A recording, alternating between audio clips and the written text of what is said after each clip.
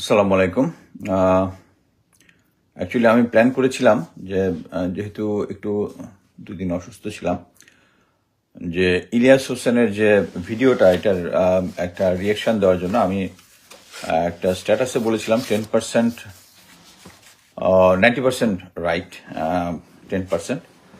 But আরও কিছু point আছে, এগুলো নিয়ে কথা বলবো। এর মধ্যেই সকালবেলা তো আমরা শুনলাম যে আহ, আগরতলায় আমাদের অ্যাম্বাসিতে হামলা হয়েছে গেরুয়া বাহিনী। এটা আমাদের এখন যেটা বুঝতে হবে সেটা হচ্ছে, মানে এখন শুধু ভারতীয় সরকার নয়, এবং তাদের যে আদানি আদানি একটা মেজর স্টেক হোল্ডার, তাদেরকে বিভিন্ন জায়গায় আমেরিকাতে তাকে নিষিদ্ধ করা হয়েছে, তার এগেনস্টে গ্রেফতারি পরোয়ানা এবং ব্লা ব্লা ব্লা। চতুর্দিকে যখন ক্রাইসিসটা চলতেছে এবং বাংলাদেশের সাথে তার একটা আনইভেন বিজনেস আছে, এবং আমি দেখলাম যে এই সরকারও সেই যত ধরনের চুক্তি আছে সবগুলোকে সার্টিফাই করেছে, যে সেগুলো আই এম রিয়েলি কনফিউজ। যে আমি যেটা দেখেছিলাম কয়েকদিন আগে আসিফ নজরুলের একটা স্ট্যাটাস, যে সমস্ত চুক্তিগুলো রিভিউ হয়েছে, বাট এই চুক্তিগুলো রিভিউ যদি হয় যে আগের মতোই চলবে, আই এম রিয়েলি কনফিউজড। এবং আমার মনে হয় যে এই গেরুয়া বাহিনীর পিছে আদানি সরকার এবং আদানি দুটোই আছে এটার পিছনে। বাট আমাদেরকে সতর্ক থাকতে হবে, তাদের ট্র্যাপে পা দিয়ে আমরা আইন ভঙ্গ করব না।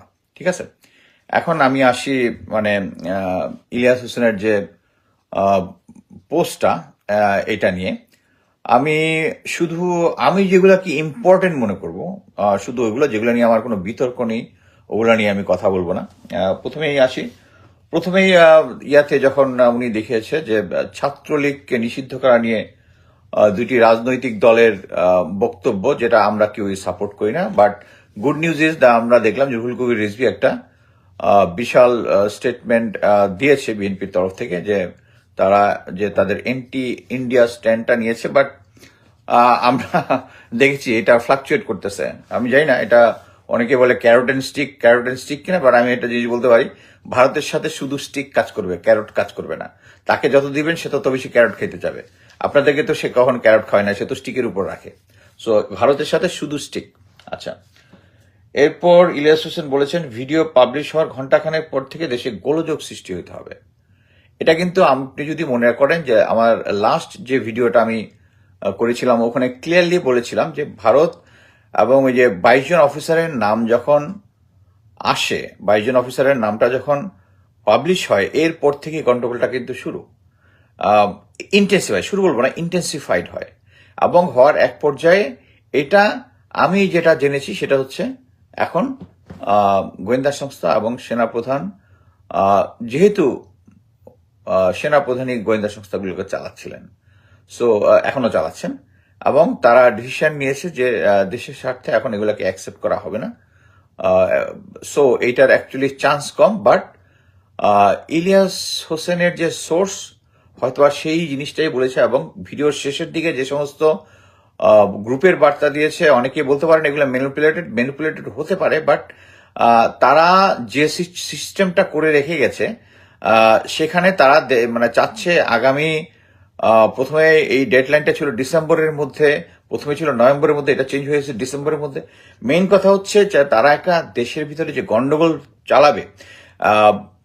ভারত এবং আওয়ামী লীগ তারা দুজনই গভর্নমেন্ট ছিল, যে এই শেখ হাসিনা গভর্নমেন্ট থাকবে। ইলিয়াস হোসেনও যেটা বলেছে যে ডিজিবিজিবি বলেছে যে 1000 লোক মেরে ফেলে, দিস ইজ ট্রু। যে তারা ভেবেছে যে আরো 1000 খানেক লোক মারলে এই জিনিসটা ডাই ডাউন হয়ে যাবে, এবং তারা ওই এভিল প্ল্যান নিয়ে এগোচ্ছিল, এবং তারা কনফার্ম ছিল। এবং আপনারা মনে করতে পারেন যে যখন গত বছর বিএনপি যখন সম্ভবত 28 অক্টোবর ওর সামথিং যখন একটা বড় আন্দোলন করেছিল, তারা যখন সব মানে ডিস্ট্রিক্ট থেকে ঢাকায় যখন আসলো, তখন পুলিশ বলতেছে তোমরা আসছো কেন, সরকার কিন্তু চেঞ্জ হবে না যে কোনো সিচুয়েশনে। এটা কিন্তু নিউজে আসছে যে তারা বলতেছে, তারা হচ্ছে ওই কনফিডেন্স লেভেল থেকে যে তারা প্রয়োজনে 1000 খানেক লোক মেরে ফেলবে কিন্তু ক্ষমতা ছাড়বে না। সো অ্যাট প্রেজেন্ট যেটা হয়েছে সেটা হচ্ছে তারা এত কনফিডেন্ট হওয়ার কারণে তারা প্রতিটা মানে ক্যাডার ভিত্তিক সংস্থাতে তারা 7, 8, 9, 10 লেয়ার পর্যন্ত আওয়ামী লীগের লোক বসিয়েছে। কিন্তু দেশ যদি হঠাৎ করে এভাবে স্বাধীন হয়ে যায়, তাহলে কি করণীয়, বা তখন কাদের দিয়ে কাজ করাবে, এইটার মধ্যে মনে হয় একটু ভেজাল ছিল। সো এখন বড় সাইজের এনার্কি করার চেষ্টা করতেছে, কিন্তু ম্যাক্সিমাম ক্ষেত্রে দেখা যাচ্ছে তারা কাঁচা কাজ করতেছে। এই যেরকম কমিউনিকেশন ইজ ভেরি ইম্পর্টেন্ট। কোনো একটা অপারেশন করার আগে কমিউনিকেশন যদি সিক্রেট না থাকে, এখন দেখা যাচ্ছে কমিউনিকেশন লেভেল জিনিসগুলো আউট হয়ে যাচ্ছে। এই কারণে তারা পারতেছে না। কিন্তু ইলিয়াস হোসেন ওয়াজ রাইট যে 1 ঘন্টা পরে হইতে পারতো, কিন্তু এই সেম ইনফরমেশন আমার ছিল, যেটা আমি বলেছিলাম যে এখন তারা কন্ট্রোলে নিয়ে যায়। এই জন্য সেনা প্রধানকে আমি ধন্যবাদ জানিয়েছিলাম। সো ইলিয়াস হোসেন এটা বলেছে, এটা হয় নাই, ইটস নট লাইক দ্যাট। মানে মোট কথা হচ্ছে এই ব্যাপারে যেহেতু কারেক্ট ব্যবস্থা নেওয়া হয়েছে এই জন্য হয় নাই, কিন্তু ইনফরমেশন ঠিক ছিল, তারা চেষ্টা করে যাচ্ছে।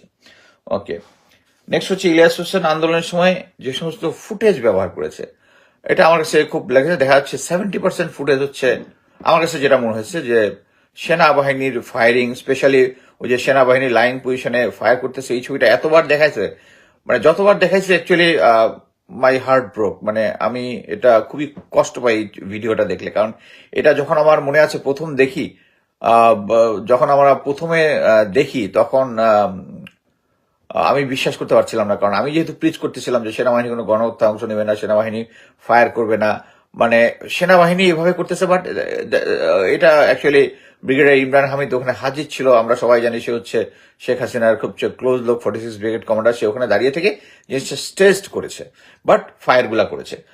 তারপর হচ্ছে দেখা যাচ্ছে 20% বিজিবি আর 10% পুলিশ। হোয়াইরাস এটা হওয়ার কথা ছিল উল্টা। আমরা পুলিশের অনেক এনার্কি দেখেছি, কিন্তু এই ফুটেজের মধ্যে দেখি নাই, এবং বারবার প্রতিটা জায়গার মধ্যে মিলিটারি নিয়ে এসে ওই ফুটেজটা শো করেছে। এই কাজটা ভাই ইলিয়াস ভাই ভালো করেন না। এটা সেনাবাহিনী শেষ পর্যন্ত কিন্তু জনগণের পাশে এসে দাঁড়িয়েছে। সেনাবাহিনীর একটা যেহেতু একটা অর্গানাইজেশনাল ফোর্স এবং তার হায়ারার্কির আদেশে চলে, এবং মানে একটা জিনিস বুঝতে হবে, একটা সিভিল লোকের বিদ্রোহ করা আর আর্মির বিদ্রোহ করার মধ্যে পার্থক্য আছে। এবং এটা বুঝতে হবে, যদি এই আন্দোলন যদি সফল না হইতো, তাহলে কিন্তু কুমিল্লাতে যে অফিসারগুলো বের হয়ে আসছিল, 24 ডিবির জিওসি জেনারেল মাইনুর, এরা কিন্তু সব এখন বাড়ি চলে যেত, প্রসিকিউটেড হইতো। এবং অন্যান্য যারা ছিল, দেয়ার আর মোর, আমি শুধু যে কজনের নাম ইলিয়াস হোসেনের ইয়াতে তাদের কথা বলছি, তারা কিন্তু প্রসিকিউট হইতো। এটা বুঝতে হবে। সো আমার কাছে মনে হয়েছে মানে সেনাবাহিনীকে জাস্ট মানে শেখ হাসিনা দোসর হিসাবে বেশি ছবিগুলা বারবার দেখিয়ে আমাদের একটা মানুষকে একটু এজিটেট করার চেষ্টা করছে, এটা কাজটা ঠিক হয় নাই। আচ্ছা, আমি বিশ্বাস করি, আচ্ছা পুলিশ বিজয়, আমি বিশ্বাস করি যে পুলিশ এবং বিজিবির পোশাকে ভারতীয়রা হত্যাযজ্ঞ চালিয়েছে। It's true.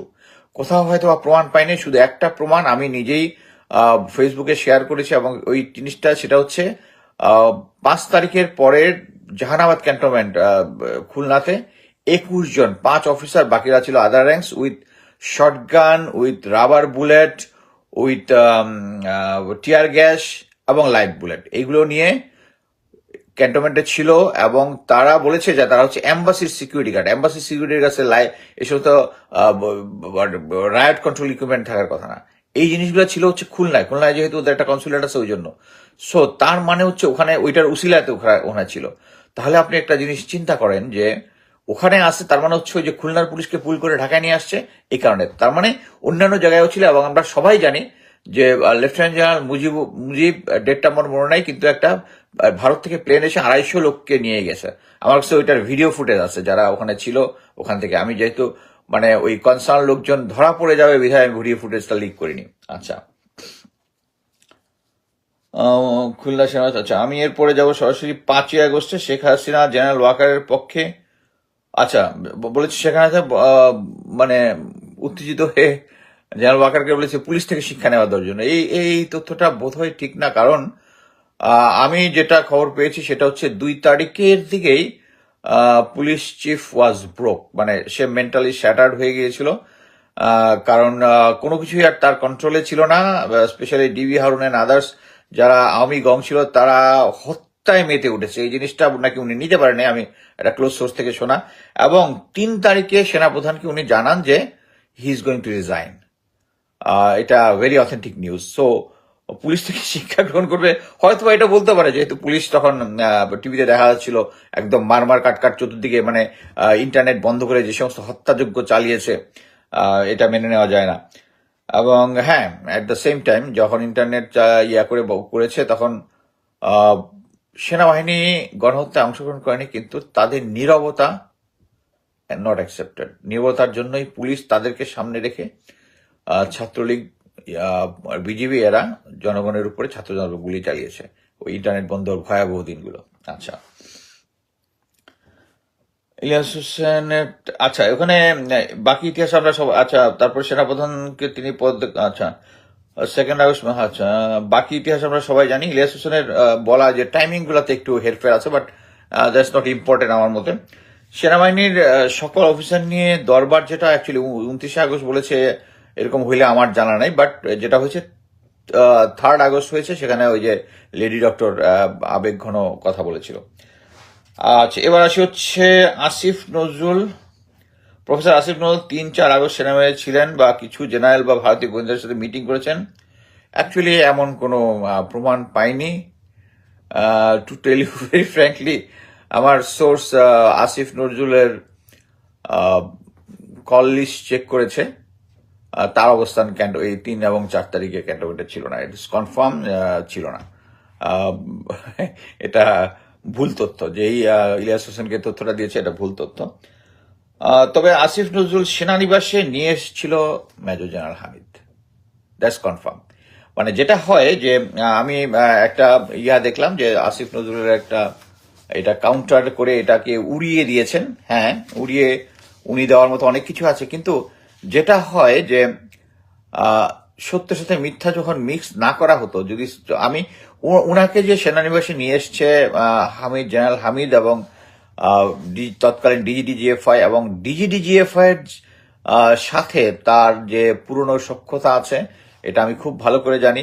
উনি যখন জেনারেল হামিদ যখন লেফটেন্যান্ট কর্নেল, তখন ডিজিএফআই তে থাকা অবস্থায় এবং কর্নেল অবস্থায় তিনি যত আওয়ামী বিরোধী যারা জামাত ইসলামের লিডার ছিল বা অন্যান্যরা যা ছিল, এদের যে আইন আদালতের বিষয়টা উনি খুব ভালো বুঝেন, ওইটা ম্যানিপুলেট করার জন্য উনি ওখানে ছিলেন। সেই সময় বা তার আগে কিনা আমি জানি না, সেই সময় আসিফ নজরুলের সাথে তার একটা সখ্যতা হয়। আসিফ নজরুল একজন সজ্জন ব্যক্তি, তার কাছে যে কেউ গেলেও কথা বলতে পারে, সেটা তো কোনো সমস্যা নাই, এটা উনি আগের একটাতে বলেছেন এবং তার সাথে সখ্যতা আছে। এবং যেটা হয়, আমি এখানে বলবো না যে আসিফ নজরুল ভারতীয় এজেন্ট। যেটা হয়, ভারতীয় এজেন্ট না হলেও ভারতীয় এজেন্টরা প্রভাবিত করতে পারে মানুষকে।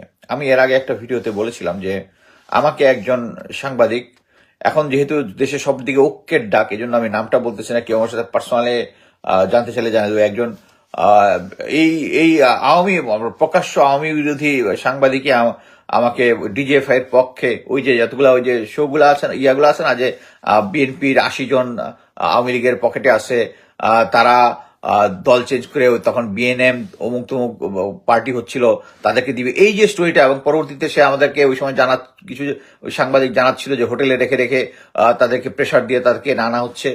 সেই সাংবাদিক আমাকে রিক্রুট করতে আসছিল যে ডিজিএফআই এর পক্ষে, এবং অন্যান্য যারা পিনাকি, কনক সরোয়ার, এদেরকে মিলে একটা মিটিং করার জন্য, একটা আমাকে নিয়ে একটা ইনফ্লুয়েন্স করার জন্য। তখন আমি নিজেও খুব একটা পরিচিত ছিলাম না। সো আমি পরবর্তীতে আমি বলেছিলাম যে আসিফ নজরুলকে আমি ফোন করেছিলাম, ওনাকে বললাম যে ভাই আপনাকে তো আপনার সাথে খুব ভালো সম্পর্ক, কিন্তু উনি কিন্তু ডিজিএফআই এর সাথে কানেক্টেড। আমি নিজে বলতেছি, হয়তো উনি আমাকে বিশ্বাস করেন নাই, এর কারণ বিশ্বাস নাই করতে পারেন, বাট আমি ওনাকে অনেক চেষ্টা করছি ওনার সাথে ডিজে, বাট আমার কাছে পরবর্তীতে মনে হচ্ছে যে he might have a DGFI connection. এবং পরবর্তীতে আমার কাছে মনে হচ্ছে যে আসিফ নজরুল মানে আগে থেকে ছিল ডিজিএফআই কানেকশন। এই ব্যাপারে আমি কিছু সেনাবাহিনীর কিছু অফিসারকে জানি, যারা অ্যাটলিস্ট একজনকে জানি খুব সরব আছেন, কিন্তু অনেক কথা আছে। উনি ধরে ধরে যারা এন্টি আওয়ামী লীগ তাদেরকে এনে শো করার চেষ্টা করতেন এবং তাদেরকে এক্সপোজ করার জন্য, এবং সে অনেক কথা বলতে তাকে ধরতো না। জেনারেল শফিউদ্দিন স্যারের সাথে তার খুব ভালো খাতির ছিল। সো আমি যেটা বলতেছি যে উনি আসিফ নজরুল রয়ের এজেন্ট আমি বলতেছি না, but he is obviously influenced by DGFI. এবং উনি যখন যখন হয়েছে, যখন উপদেষ্টা হওয়ার পর ওনার অনেক কার্যক্রমে আমাদের এই সন্দেহটা আমার আছে যে আমি উনাকে আইদার উনার কিছু লিভারেজ আছে ডিজিএফআই এর কাছে বা কোনো একটা কিছু।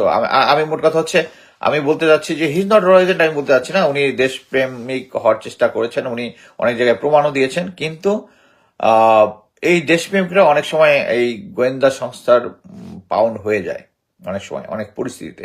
আমি জানি না উনি পড়েছেন কিনা, বাট উনার একটা ডিজিএফআই এর সাথে ইয়ে আছে। এখানে আমি আর একটা জিনিস বলবো যে ওই যে তিনজন সমন্বয়ককে ওখানে নিয়ে যাওয়া নিয়ে যে বিতর্ক সৃষ্টি হয়েছে, আমি সকালকে একটা স্ট্যাটাস দেখলাম, আরিফুর রহমান তুহিন, আমি জানি না সে কি, আমি যা সকালে সে ট্যাগ করেছে সালাউদ্দিন শুভ্র। স্ট্যাটাসটা হচ্ছে আগস্ট 25 এর। এখানে লিখতেছে, ভাই আপনার অবধির জন্য জানাচ্ছি যে 5ই আগস্ট আসিফ নজরুল স্যার ভুয়া সমন্বয়কদের নিয়ে রাষ্ট্রপতি ও সেনা প্রধানের সঙ্গে মিটিং করেন। এই নিয়ে হাসনাত কাইয়ুম ভাইয়ের সাথে আসিফ স্যারের বাকবিতণ্ডা হয়, অথচ আসিফ স্যার জানতেন ওরা সমন্বয়ক না। হাসনাত ভাইয়ের সাথে তর্ক হওয়ার পরও ভুয়া সমন্বয়কদের নিয়ে বক্তব্য দেওয়ান আসিফ স্যার। আসল সমন্বয়করা তখন চ্যানেল 24 অফিসে, আমি তাদের সাথে ছিলাম। ওরা শহীদ মিনারের শপথ নিতে চেয়েছিল, কিন্তু সেটা হয়নি, কারণ ওদের ছাড়াই উনি মিটিং করেন। আমি বিষয়টি আসিফ ও নাহিদকে তখনই জানাই। পরে আমার বাইকে করে ঢাকা বিশ্ববিদ্যালয়ে দিয়ে আসি। আমার সাথে আরো 3টা বাইক ছিল। এরপর রাতে আমার সাথে আসিফ স্যারের দেখা হয়। নিরাপত্তার কারণে ওনাকে আসিফ ও নাহিদের লোকেশন জানায়নি ও ফোন নাম্বার দেয়নি। পরের দিন আসিফ স্যারের সাথে ওরা যোগাযোগ করে, তখন আক্তার বের হয়। আমি আক্তারের সাথে বিকালে মিটিং করি, এই বিষয়টা জানাই। বাকি গল্প সবার জানা, উনি পারলে আমার বক্তব্যকে চ্যালেঞ্জ করুক। ফরহাদ ভাই পরে একদিন আমাকে আতাউল্লাহ ও সাইফুল্লাহকে ডাকে, ওনাকে এগুলো জানায়, উনি ওর সাথে কথা বলেন। সবকিছু জেনেই ফরহাদ ভাই মন্তব্য করেছেন। এখানে আমার কথা হচ্ছে যে এই 3জন আম, সমন্বয়ক নিয়ে যে ধোঁয়াশাটা, এটা কিন্তু আসিফ নজরুল ক্লিয়ার করেননি। কেন করেননি? এটা কিন্তু উনার এটা হতে পারে যে উনি নিয়ে আসে নাই। আমি একটা জিনিস দেখলাম, এটা নাকি জোনায়েদ সাকি নিয়ে আসছে কয়েকটা পোস্টে, বাট এটা হতে পারে, কিন্তু উনি উনার পজিশন অ্যাকচুয়ালি ক্লিয়ার করতেছেন না। উনাকে জিনিসটা ক্লিয়ার করতে হবে। সো ক্লিয়ার না করলে উনাকে ওই সন্দেহের তীর যেটা উনার দিকেই যাবে। উনাকে ক্লিয়ার করতে হবে যে জেনারেল হামিদের সাথে উনি গিয়েছিলেন কিনা, জেনারেল হামিদের সাথে যদি যান, জেনারেল হামিদের সাথে তার কি কনভারসেশন হয়েছে। এবং আমি একটা জিনিস বলি যে general Hamid is a very soft spoken, মানুষকে কনভিন্স করার জন্য, মানে উনি ইজ ভেরি শার্প। যেমন মানে though I am not good enough to be convince by him, আমাকে উনি সুন্দরভাবে একটা মেসেজ দিয়েছিলেন যে মুস্তাফিজ ভাই, তোমার সাথে কি আমার কোনো শত্রুতা আছে? তোমার কি কোনো ক্ষতি আমি করেছি? তুমি কেন আমার বিরুদ্ধে আমি সুন্দর করে লিখলাম, স্যার আপনার সাথে আমার কোনো শত্রুতা নেই, আপনি আমার কোনো ক্ষতি করেন না, কিন্তু আপনি আমার দেশের ক্ষতি করেছেন, আর আপনি যে আমার দেশের ক্ষতি করে আমি তার বিরুদ্ধে। তারপরে উনি আরো অনেক ধরনের, বাট হচ্ছে আমি জাস্ট এটা বুঝাইছিলাম উনার অ্যাপ্রোচ ইজ ভেরি সফট। এবং আমি জানি না মানে তার হাতে কোনো লিভারেজ আছে কিনা যে আসিফ নজরুলের ব্যাপারে, বাট আমি মনে করি যে আহ, সবকিছু থাকলেও মানে আসিফ নজরুল এই জিনিসগুলো ক্লিয়ার করেননি। এইগুলো যদি ক্লিয়ার না করেন, সন্দেহের তীর তার দিকে যাবে। এবং অন্যান্য যেগুলো আছে যে, আচ্ছা এখন বাকি আরো পয়েন্টগুলো আগে বলে নি। সেটা হচ্ছে, আচ্ছা, সেনাবাহিনী আসিফ নজরুলকে প্রধান উপস্থিত করেছিল, আর ছাত্ররা নিউজকে এই বিতর্ক সমন্বয়করা ক্লিয়ার করতে পারে, এটা নিয়ে কথা বলার কিছু নাই। ডক্টর ইউনুসকে হত্যার ষড়যন্ত্র ইজ এ বিগ ফ্যাট লাই। ইলিয়াস হোসেনকে বলবো, সেনাবাহিনী বিষয়ে কোনো তথ্য ভেরিফাই করতে হলে উনার অ্যাটলিস্ট, আমি কিন্তু নিউ ইয়র্কেই থাকি, আমার নাম্বার ওনার কাছে আছে, থাকার কথা। আমি তো ওনার সাথে কয়েকবার ফোনে কথা বলেছি। এটা মেনে নেওয়ার মতো না। প্লাস হচ্ছে ইটস ভেরি ম্যানিপুলেটরি, একটা বিদেশি ছবি দেখিয়ে তারপরে এই তথ্যটা বলা, বিদেশি গোয়েন্দা সংস্থা, আহ, ঠিক না। অ্যাকচুয়ালি এটা যদি আমেরিকানরা হতো, আহ, আমার একটা জানার সুযোগ থাকতো, বাট এটা ঠিক হলো না। আচ্ছা, লেফটেন্যান্ট জেনারেল সাইফুল ইসলামের কথা উনি বলেছেন, বাট উনি ছবি দেখেছেন সাইফুল আবিদিনের, এটা একটা ছোট্ট। আচ্ছা, এখন পরবর্তীতে আমি এই আর বাকি যে জিনিসগুলো আছে ওগুলো নিয়ে আমি বেশি আমার কাছে ইম্পর্টেন্ট মনে হয়নি। আমি এইটুকুই আমি আমার রিয়াকশনটা দিলাম। সেটা হচ্ছে, ফার্স্ট হচ্ছে আসিফ নজরুল, ওনাকে উনি দেশপ্রেমিক সবকিছু। আমি একটা জিনিস বলি যে মানুষের সোল্ড হয় না। হ্যাঁ, যে আমাকে কিনতে পারবে না, আমাকে টাকা পয়সা দিয়ে কিনতে পারবে না, কিন্তু আমার আমার সন্তানকে যদি আজকে কোনো একটা বিপদের মধ্যে ফেলে বা ইয়া ফেলে আমাকে কিন্তু কিনতে পারবে। Very clear. আমি দেশের জন্য আমার সন্তানকে দিব না, আমি নবী ইব্রাহিম আলাইসাল্লাম হইতে পারবো না, ঠিক আছে? বাট প্রত্যেকের একটা থাকে। এখন আসিফ নজরুলের কি সেটা আমি জানি না। প্রত্যেকের একটা দুর্বলতা থাকে। আর নর্মালি গোয়েন্দা সংস্থাগুলো যেটা করে, আমি এটা গ্যারান্টি দিয়ে বলতে পারি, আমি নাম্বার অফ অফিসারকে ইন্টারভিউ নিয়ে দিয়ে দেখেছি, এবং নাম্বার অফ জেনারেল ভারতে গিয়েছে পটেনশিয়াল সেনাপ্রধান হওয়ার কথা, তারা হানি ট্র্যাপের মধ্যে ট্র্যাপড হয়েছে বিভিন্ন সময়। এর মধ্যে কিছু ছবিও আমার চাকরি জীবনে আমি দেখেছি। সো এদেরকে বিশ্বাস করা যায় না, এবং তারা সবসময়, এবং আমি অনেকে হয়তো অবিশ্বাস করতে পারেন, I am not that a big fish, but still আমাকেও একটা হানি ট্র্যাপ করার চেষ্টা করেছিল। এটা আমি তৎকালীন এএসইউ এর প্রধানকে জানিয়েছিলাম, বাট আমরা অ্যাকচুয়ালি ডিল করতে জানি না, এই এসপিওনাজ কেসগুলো আমরা ডিল করতে জানি না। আমি নিজেই সবকিছু ইনফর্ম করেছিলাম, বাট কোনো ব্যবস্থা গ্রহণ করে নাই। যখন সময় আসবে এটা নিয়েও এক সময় বলবো। বাট মোট কথা হচ্ছে, বাংলাদেশে এখন যে সিচুয়েশনে আছে, আমি মনে করি যে আহ, ইলিয়াস হোসেনের এটা উড়িয়ে দেওয়ার কিছু নাই, এবং সে যেটা বলেছে, এখনো এক পার্টি চেষ্টা করতেছে যে এবং চেষ্টা করার ইয়াটাই হচ্ছে এই যে আমাদের আগরতলায় যে আমাদের এম্বাসিতে যে হামলাটা হলো, তার মানে হচ্ছে তারা কন্টিনিউ করে যাবে। এবং আমি মনে করি যে এরকম একটা সিচুয়েশনে আমাদেরকে যদি ভারতের কে সাস্টেইন করার জন্য অন্য কোনো দেশের সাথে চুক্তি করতে হয়, চায়না পাকিস্তানের সাথে চুক্তি করতে হয়, একটা defence pact, I don't mind. আমি মনে করি যে স্টিল ওদের সাথে কাউন্টার করার জন্য, ওরা যেহেতু আমাদের সাথে 100% হোস্টাইল, হ্যাঁ জানি যে এটা মানে একটা নির্বাচনমুখী, যখন নির্বাচনের পরে একটা লেজিটিমেট গভর্নমেন্ট আসবে, তাদের জন্য দ্বারাই সবচেয়ে বেস্ট হবে। বাট স্টিল এই সময়টাকে, এখানে কিন্তু একটা পাল্লাটা একই রকম, যে আমরা যদি মনে করি, মানে আরেকটা জিনিস বলি, আমাদের সেনাপ্রধান নাকি তারেক জিয়াকে ফোন করেছিলেন। আমি জানি না কি কথা হয়েছে বা কথা হয়েছে কিনা, বাট ফোন করেছিলেন। বাট কথা এইটার ইন্ডিকেশন হচ্ছে যে, যেহেতু সেনাপ্রধান, এটা 21শে নভেম্বরের পরে, মানে আমরা তাকে তো খুব স্যাড দেখেছিলাম ওখানে, বাট উনি এখন পরিস্থিতিটা বুঝতে পেরেছেন। উনি যে আহ, যে সমস্ত জেনারেল আছেন, তাদেরকে উনি এমন একটা ভাব করতেছেন যে উনি কমরেডশিপ দেখাচ্ছেন। This is not কমরেডশিপ। উনি দুই পাল্লাই রাখতেছেন, যখন যেদিকে পাল্লা ভারী হচ্ছে ওদিকে যাচ্ছেন। বাট এখন উনি ফাইনালি মানে দেশ বিরোধী কোনো কিছু সাপোর্ট করবেন না, এটা ডিসিশন নিয়েছেন, এটা হচ্ছে বেস্ট কথা। বাট আমি মনে করি যে গুম খুন কমিশন যা কাজ করতেছে, তাতে ধীরে ধীরে যাদেরকে উনি রেখে দিয়েছেন বগলের নিচে, তারা একসময় এক্সপোজ হয়ে যাবে। বাট এই সময়ে একটা জিনিস বুঝতে হবে, আমি যেটা শুনেছি যে সেনাপ্রধান গ্যারান্টি দিতে চান তারেক জিয়াকে যে 6 মাসের মধ্যে প্রেশার দিয়ে উনি নির্বাচন করিয়ে দিবেন। এটা ঠিক হবে না, কারণ এই আহ, যে অ্যাডমিনিস্ট্রেশন যেটা আছে দেশের, এটা এমনভাবে আওয়ামী বেষ্টিত। এই সময়ে যদি কোনো নির্বাচন দেওয়া হয়, এই নির্বাচনের আউটকামটা ভালো হবে না, এবং দেখা যাবে যে সরকার বেশি দিন টিকবে না। সো আমি মনে করি এই সরকারকে, ইটস নট দ্যাট, যেটা প্রফেসর ইউনূস পূর্বে বলেছেন, লেস দ্যান 4 ইয়ার্স, আমি বলি ওইটাই ঠিক আছে। এটা 1.5 বছর হইতে পারে, 2 বছরের বেশি হওয়ার কথা না। আমি মনে করি যে 2 বছরের মধ্যে হয়ে যাবে। বাট তাড়াহুড়া করলে আমরা এই সংস্কারটা করতে পারবো না। একটা নির্বাচিত সরকারের থেকে এই ধরনের ইন্ট্রিম যে গভর্নমেন্ট, আমরা যদি 111-এর সাথে তুলনা করি, ওই সরকারটা কিন্তু খুব স্ট্রং ছিল। বাট এই সরকার তখন যেহেতু ভারত সাপোর্ট দিয়েছিল, বাট এখন সাপোর্ট দিচ্ছে না দেখে এই জন্য এটাকে দুর্বল মনে হচ্ছে। এবং আমাদের যে মানে উপদেষ্টা যারা আছেন, স্টিল আমি বলবো যে, আমি রিসেন্টলি কিছু, যেমন তৌফিক ভাই যে পররাষ্ট্র উপদেষ্টা, ইদানিং আমি দেখতেছি উনি খুব ভারতের এই যে মমতার বিরুদ্ধে কথা বলেছেন, ভারতে অ্যাগ্রেশনের বিরুদ্ধে কথা বলেছেন, অন্যান্য জায়গায় সব থেকে ডাকছেন, উনি কার্যক্রম নিচ্ছে। This is a good step. But initial stage আমার মনে হয়েছিল উনি মানে শেখ হাসিনার দুর্বল পররাষ্ট্র নীতিটাই মানে কন্টিনিউ করতেছেন। বাট আমার কাছে মনে হচ্ছে যে এখন ধীরে ধীরে সিচুয়েশন আস্তে আস্তে চেঞ্জ হবে। আমরা ভারতের কোনো ট্র্যাপে পা দিব না, এবং আমাদের যে ইউনিটি এটা থাকবে। আমরা একে অপরের পিছনে লাগবো না, বাট সেটাও এনশিওর করতে হবে। যেমন আসিফ নজরুলকে এই জিনিসগুলো যদি উনি ক্লিয়ার করেন, তারপরে উনি নিজে যদিও 10-এ ওনাকে নিজেকে 4 দিয়েছেন, 4 দিয়েছেন মানে হচ্ছে উনি জানেন যে he is not efficient enough. উনি যে কাজগুলো করতেছেন আরো ভালো কাজ করারই আছে। আইদার আপনি যদি মনে করেন যে আপনার এগেস্টে কোনো লিভারেজ আছে, you just step down, please brother, you just step down, let someone to work for the country.